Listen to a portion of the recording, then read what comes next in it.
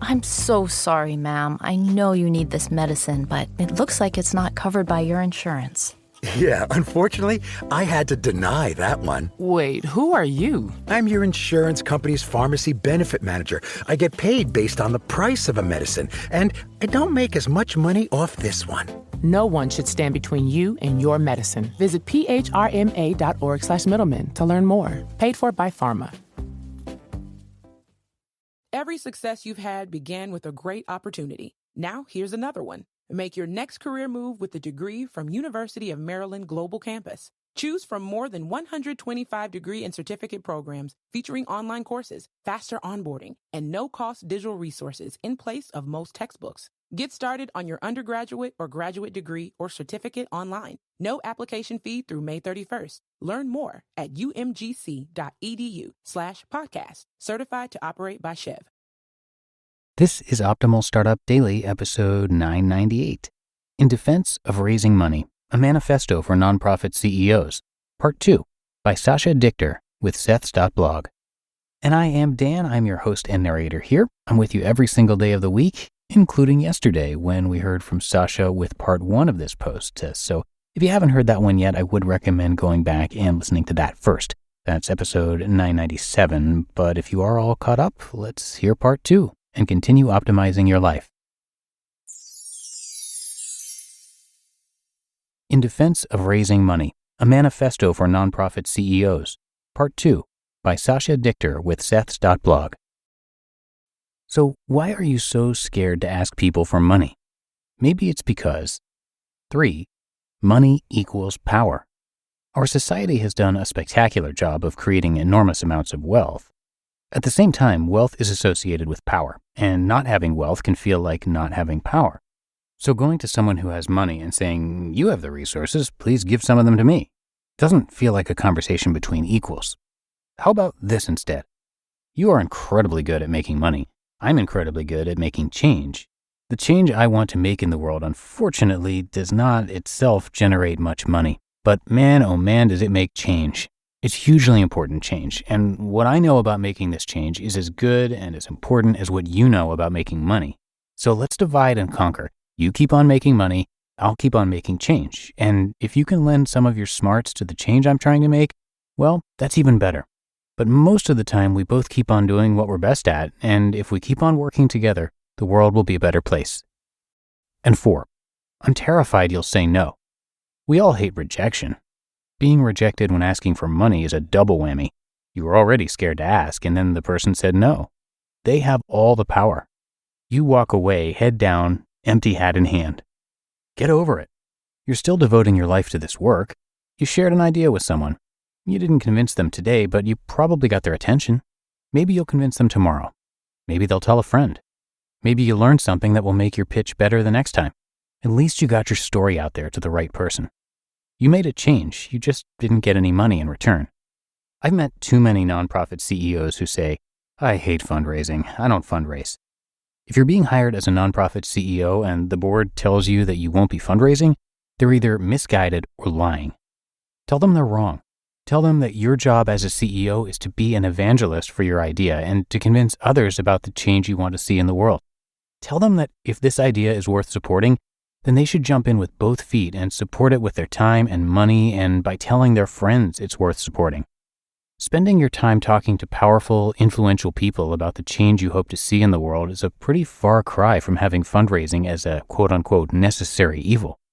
Do you really believe that the so-called real work is just the programs you operate? The school you run, the meals you serve, the vaccines you develop, the patients you treat? Do you really believe that it ends there? Do you really believe that in today's world, where change can come from anyone and anywhere, that convincing people and building momentum and excitement and a movement really doesn't matter? Of course, your programs or investments are real work, but so is evangelizing, communicating, sharing, convincing, cajoling, and arm twisting. So are videos and images and stories and ideas. If your ideas and programs and people and vision are so great, shouldn't people be willing to reach into their pockets and fund them? If it's worth spending your life doing this work, shouldn't you or someone in your organization be able to convince someone else that the work is worth supporting? In the for-profit world, nothing happens if you don't have a compelling product with a compelling story that wins out in the marketplace of ideas and gets people to act. People get so excited about Apple's products that they blog about the next release, scour the internet for registered patents, spread ideas and rumors about what is coming next, and convince the people around them that Apple equals cool. Do you think this would happen without Steve Jobs living and breathing the brand each and every day? So how is it that in the nonprofit sector, we create this illusion that growth and change and impact can happen absent this kind of energy and engagement? There's this unspoken idea floating around that fundraisers can go about their work in a vacuum, having quiet, unimportant conversations with nameless, faceless rich people, while all the while, the folks who do the real work, the program folks, can go about their business separate from and unconnected to this conversation. What a waste. Don't you think that creating a tribe of connected, engaged, passionate evangelists for your cause will create a positive feedback loop that will amplify the change you hope to see in the world? It doesn't matter if that tribe is 300 powerful, smart, wealthy people or 3 million regular folks who believe in you and the change you hope to make. If they are passionate and engaged and you give them a way to help, you will amplify your impact. If nothing else then, we need a new word. Fundraising is about a transaction. I raise funds from you, you get nothing in return. I'd rather be an evangelist, a storyteller, an educator, translator, a table pounder, a guy on his soapbox, a woman with a megaphone, a candidate for change. I want to talk to as many people as I can about my ideas, whether in person or in newsletters, or on Facebook or Twitter, or in The Economist, or at the TED conference, or at Davos, and capture their imagination about the change I hope to see in the world. Don't you? You just listened to part 2 of the post titled In Defense of Raising Money, a Manifesto for Nonprofit CEOs by Sasha Dichter with Seths.blog. As an entrepreneur, you know that every hire counts, but that doesn't mean that the time you spend looking for qualified candidates should be a second job. Find top talent fast with Indeed. Indeed is the hiring platform helping over 3 million businesses worldwide to do it all. Don't spend hours on multiple job sites looking for candidates. Over 80% of Indeed employers find quality candidates the moment they sponsor a job. I especially love Indeed's Instant Match feature because candidates you invite to apply through Instant Match are 3 times more likely to apply to your job than candidates who only see it in search, according to US Indeed data. Indeed knows that when you're growing your own business, you have to make every dollar count. That's why with Indeed, you only pay for quality applications that match your must-have job requirements. Visit Indeed.com/startup to start hiring now. Just go to Indeed.com/startup. Indeed.com/startup. Terms and conditions apply. Cost per application pricing not available for everyone. Need to hire? You need Indeed. I'm so sorry, ma'am. I know you need this medicine, but it looks like it's not covered by your insurance. Yeah, unfortunately, I had to deny that one. Wait, who are you? I'm your insurance company's pharmacy benefit manager. I get paid based on the price of a medicine, and I don't make as much money off this one. No one should stand between you and your medicine. Visit phrma.org/middleman to learn more. Paid for by Pharma. And thanks again to Sasha, who I know we talked a bit about yesterday, but I want to tell you a few more things about him because he's got such a long list of accomplishments. Sasha is also a noted speaker and blogger on generosity, philanthropy, and social change, the author of the Manifesto for Nonprofit CEOs, and the creator of Generosity Day.